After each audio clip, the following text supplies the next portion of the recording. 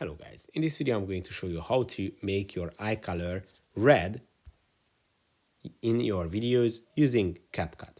So to do that, it's pretty simple. You just have to open up your project and select the video where you would like to change your eye color to red. Then tap on Retouch, which is going to appear on the menu on the bottom of the screen, and select Face. Then when this menu shows up, select Makeup and go to Eye Color, which is going to be the option before the last one. Then select the last option, Yumeko, which is going to change your eye color to red. And obviously you can change the intensity of the color with this little slider. If you go to the left side, it's going to be less prominent. And if you go to the right side, it is going to be really intense red.